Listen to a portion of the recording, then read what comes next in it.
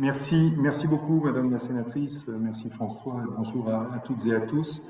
Je vais essayer de répondre à l'ensemble des questions et en vous priant de m'excuser parce que vers 13h10, impérativement, je devrais partir pour l'aéroport. J'essaierai de me brancher sur mon téléphone pour suivre la suite, mais voilà, je vais essayer quand même d'être très complet, y compris par rapport aux questions que vous m'avez posées. Moi, ce que je voudrais souligner, et ça a été mentionné aussi bien par les ministres que par finalement le retour que vous avez du terrain dans l'enquête à laquelle vous avez procédé, c'est que pour la première fois depuis 3 ans, non seulement nous avons une rentrée qui s'effectue dans des conditions proches de la normale dans l'ensemble du réseau, mais je la qualifierais même de rentrée apaisée du fait de ces conditions générales de reprise. Ça ne veut pas dire que dans tous les établissements, la situation soit aisée. Beaucoup doivent encore jongler avec des protocoles sanitaires assez complexes. Mais le fait même de pouvoir réunir tous les élèves et les enseignants dans les classes et d'avoir une rentrée qui s'opère normalement est en soi une très bonne nouvelle. J'ai pu le mesurer là, ici, au Maroc, dans les échanges que j'ai eus avec aussi bien les équipes de direction, les enseignants, les représentants des enseignants ou les représentants des parents. Et je pense que c'est un constat qui peut être très largement généralisé. Alors ça n'empêche que nous avons quand même quelques situations très délicates à gérer et j'ai une pensée très particulière pour les équipes à Kiev, bien entendu, puisque vous le savez, nous avons tenu, avec le soutien du ministère de l'Europe et des Affaires étrangères, à ce que le lycée de Kiev puisse rouvrir en présentiel en cette rentrée. Nous accueillons une soixantaine d'élèves. Il y en avait plus de 500 au mois de mars, au mois de février, avant l'agression russe. Mais voilà, nous sommes là, notre proviseur, notre directeur d'école sont sur place et nous accompagnons nos élèves et nous espérons pouvoir voir le retour encore de quelques élèves dans les semaines prochaines, une fois qu'ils se sont rendus compte que l'on peut travailler dans les meilleures conditions de sécurité possibles. Une pensée particulière évidemment pour l'établissement de Moscou, qui lui également a pu reprendre en présentiel en cette rentrée, puisque nous avons autorisé, avec l'accord du ministère de l'Europe et des Affaires étrangères, les enseignants français à retourner sur place. Mais nous sommes aussi extrêmement attentifs à ce que nous ferons dans les prochains jours, dans les prochaines semaines, au regard évidemment de la relation extrêmement compliquée qu'il y a avec ce pays aujourd'hui. Mais enfin, pour le moment, l'établissement fonctionne normalement et on s'en réjouit, mais un établissement qui a perdu plus de la moitié de ses élèves, il faut le noter.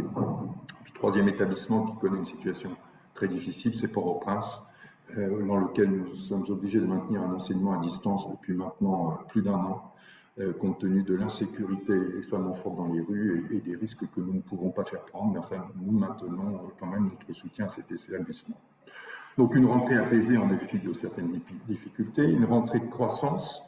Les chiffres ont été donnés par les ministres, par Caroline Pascal également. Donc 566 établissements en cette rentrée. Et rappelez qu'en mars 2018, il y en avait 495. Donc la croissance du nombre d'établissements homologués est quand même assez nette en dépit de la crise Covid que nous avons traversée.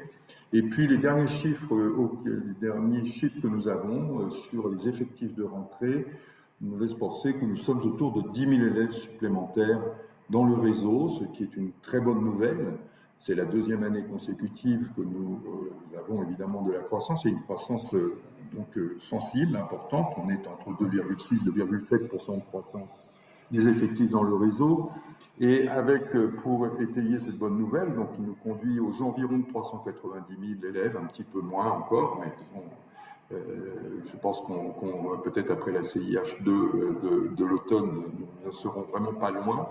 Donc on peut retenir qu'on est autour de 390 000 élèves, retenir que la croissance est générale dans toutes les zones du réseau, ce qui est évidemment une très bonne nouvelle pour nous, avec 3 moteurs principaux de cette croissance, les pays du Maghreb, dans lesquels on a une croissance qui est entre 3 et 5%, l'Afrique subsaharienne, qui est en forte croissance également de façon comparable, et très intéressant de noter que c'est non seulement dans l'Afrique francophone saharienne que nous progressons, mais également dans l'Afrique anglophone, ce qui montre un bon enracinement de nos établissements et une attractivité qui dépasse les simples communautés françaises. Et puis au Moyen-Orient, également une croissance dynamique en Égypte, aux Émirats, qui compense partiellement, malheureusement, la situation toujours extrêmement compliquée du réseau libanais, compte tenu de la crise que nous connaissons, mais dont d'autres que moi ici pourront parler plus précisément, compte tenu de leur implication très très forte dans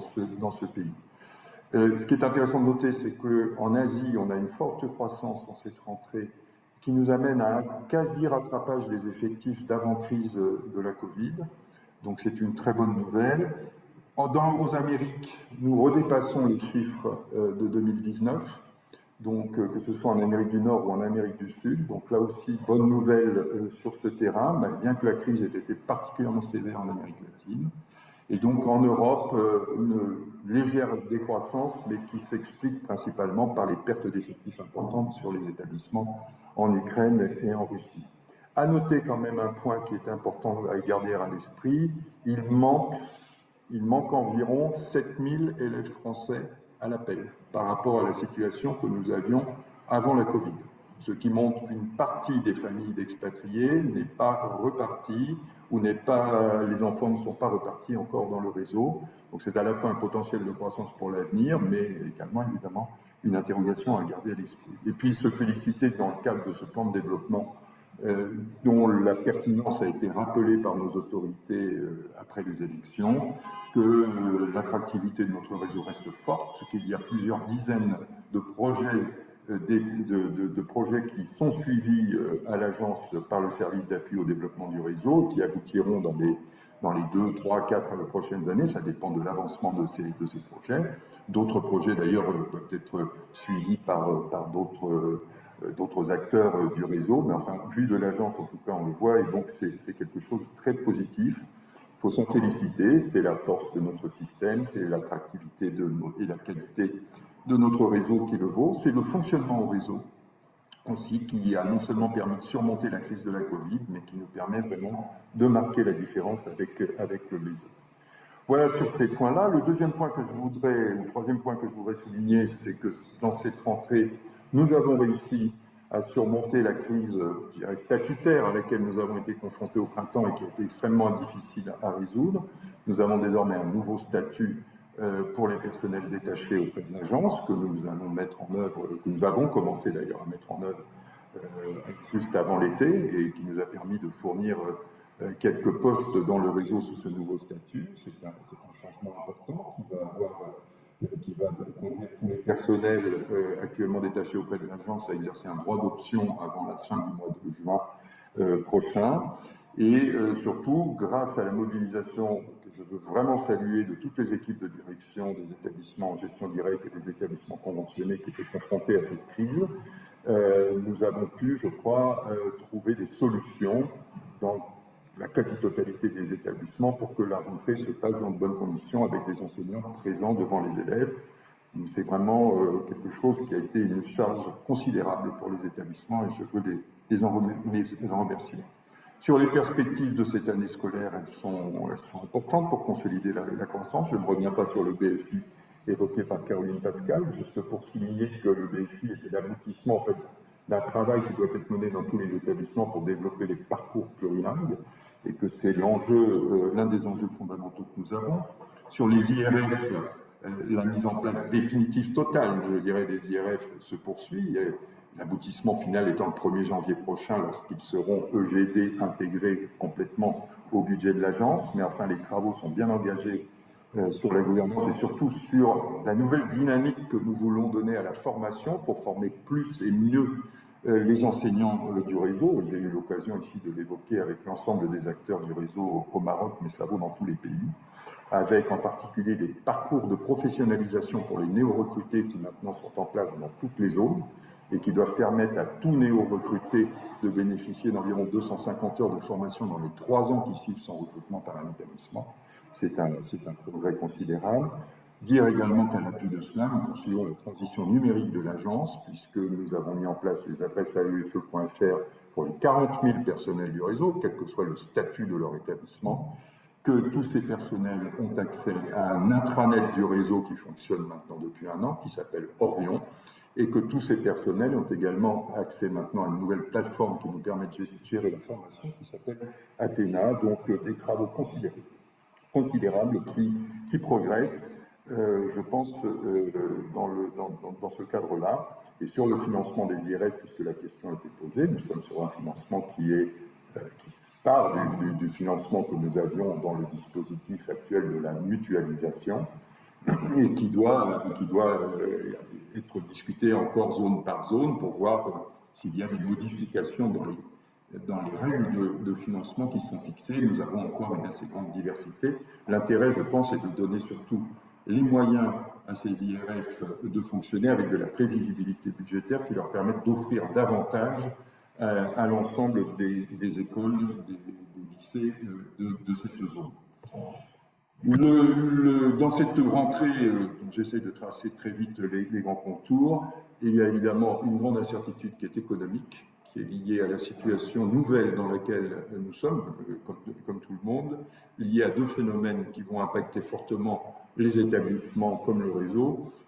C'est d'une part l'inflation qui est forte dans tous les pays, et d'autre part la baisse de l'euro par rapport au dollar et par rapport à un certain nombre de monnaies. Ça a deux conséquences. D'abord, c'est que dans tous les établissements, la constitution des budgets pour 2023 est un exercice d'une complexité rare, puisqu'il faut à la fois gérer les augmentations des frais de fonctionnement qui peuvent être parfois très importants. J'étais il y a quelques jours à Amsterdam et lorsque j'évoquais les factures de gaz à venir pour l'hiver, c'est assez effrayant pour les établissements d'avoir à financer des sommes pareilles. Il y a d'autre part la masse salariale que tous les établissements s'efforcent de contenir, mais en même temps, les personnels sont soumis à l'inflation et donc auront des revendications qui devront être examinées. Et de l'autre côté, les parents, les familles, que nous savons eux-mêmes confrontés à toutes ces difficultés, dont les moyens ne sont pas illimités, et qui, évidemment, s'inquiètent des augmentations de droits de scolarité. Donc, ce que nous faisons, en tout cas là je parle pour les EGD, c'est la consigne que j'ai donnée à tous les proviseurs, dans la lignée de la circulaire sur la gouvernance de l'année dernière, c'est que des consultations ont été engagées dès le début du mois de septembre avec les familles comme avec les enseignants pour expliquer la complexité budgétaire de l'année et travailler sur des scénarios pour l'établissement des budgets de 2023 avec les conséquences sur les droits de scolarité qui permettent, je l'espère, d'aboutir en tout cas à une bonne compréhension de la problématique et d'être le plus proche possible d'un accord lorsque l'on devra toper définitivement sur le budget et son financement. En tout cas, c'est un sujet de préoccupation pour nous et pour tous les établissements. Je sais que c'est le même, quel que soit le statut des établissements. Deuxième sujet de préoccupation, c'est celui qui est lié aux bourses pour l'année prochaine, puisque d'une part, nous aurons une augmentation mécanique des demandes de bourses liées à l'augmentation des droits de scolarité, et d'autre part, la baisse de l'euro risque de nous provoquer des pertes de change auxquelles nous n'étions plus habitués depuis de nombreuses années. Donc je crains pour l'année prochaine une tension sur les crédits issus du programme 151 et nous y serons effectivement extrêmement attentifs, mais c'est un sujet créé par la situation économique dans laquelle nous sommes. Voilà, je pense avoir à peu près répondu aux questions que vous me posiez. Deux points sur le conseil d'administration et sur la représentation. C'est la responsabilité du ministère de l'Europe et des Affaires étrangères de s'exprimer sur ce sujet, et donc je ne le ferai pas, même si effectivement il y a des travaux qui se poursuivent autour de la notion de représentativité et des modalités d'assurer la bonne traduction juridique de cette notion de représentativité, mais les consultations se font avec les fédérations de parents d'élèves, je le sais, mais également les services juridiques sont mobilisés sur cette question, mais je renvoie, non pas pour m'en décharger, mais parce que c'est l'ordre des responsabilités, donc au ministère de tutelle, pour cette question-là. Et de la même façon, sur les états généraux, c'est un exercice qui relève du ministère de l'Europe et des Affaires étrangères. Et donc, je ne peux m'exprimer sur le sujet à leur place. Voilà, je ne sais pas, Madame la sénatrice, s'il y avait des questions auxquelles je n'ai pas répondu. En tout cas, je le ferai volontiers, et sinon je vous quitte en essayant de me rebrancher dans quelques instants par téléphone. Pour tous ces éclairages, Monsieur le directeur, juste un petit engagement que j'aimerais de votre part. Vous savez, parce que c'est quelque chose que nous disons et que je dis aussi de manière régulière, et vous savez que j'ai une constance sur certains sujets. Donc, tout ça pour vous dire, pardon, que nous aimerions bien être associés aussi, au moins, à rendre compte de ce que vont devenir ces IRF en tant que tels, parce que nous sommes nombreux à aller dans les établissements qui sont aujourd'hui aussi en charge de créer ces IRF. Je rentre d'Ottawa, par exemple, et c'est pas toujours très, pour l'instant, clair la définition dans un contexte dont vous avez parlé tout à l'heure. Donc, est-ce qu'il serait possible que nous ayons des informations plus précises? Vous savez à quel point je suis attachée. J'y ai aussi donné quelque part un peu mon nom. Et du coup, c'est toujours un peu délicat lorsqu'on est interrogé, entre autres par les médias, de dire je ne sais pas. Donc voilà, je me permets de le dire parce que ça fait partie des sujets évidemment qui seront évoqués. Mais vous n'avez pas répondu à cette question sur les états généraux. Peut-être n'avez-vous pas d'informations, c'est ce que vous me disiez. Mais peut-être qu'en vous reposant la question, j'aurai une période au moins. Non, Les états généraux franchement, en je sais pas. particulier, parce qu'on Comme il y a abordera. des discussions avec le cabinet du ministre, je peux pas. Ce n'est pas. D'accord. Bon, alors je demanderai à la nouvelle secrétaire générale. Alors, merci en tout cas, merci Monsieur le directeur Merci à vous. pour votre temps.